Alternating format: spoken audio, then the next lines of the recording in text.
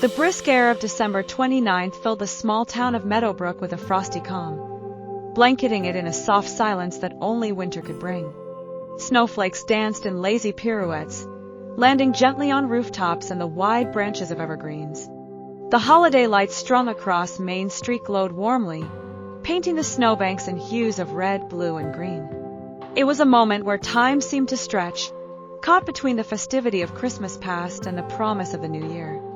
In a modest house near the town's edge, Emma and her grandfather, Thomas, sat by the hearth. The fire crackled with warmth that wrapped around them like an old, comforting blanket.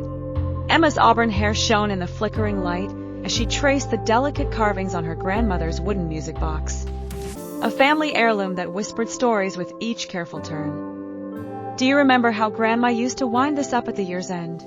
Emma asked, her voice soft, carrying a tinge of longing to Thomas's eyes, crinkled at the corners from years of laughter and love, softened as he looked at his granddaughter.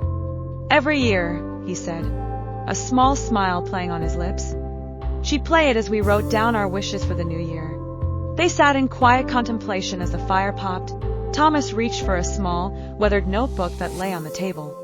Its pages were filled with slanted handwriting, lists of hopes and dreams captured over decades.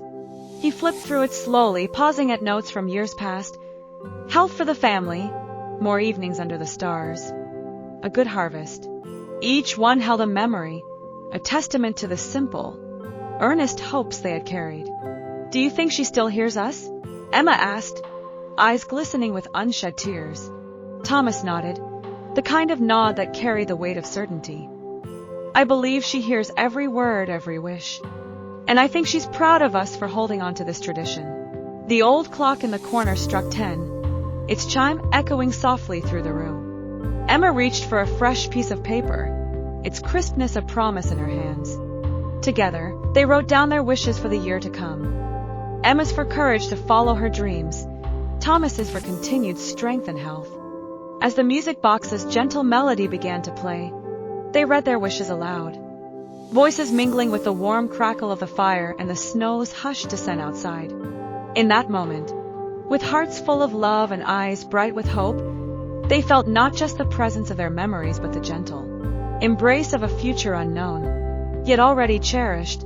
The new year was just a breath away, and it carried with it the quiet promise that, as long as they held on to each other and the simple joys that made up their days, everything would be more than enough.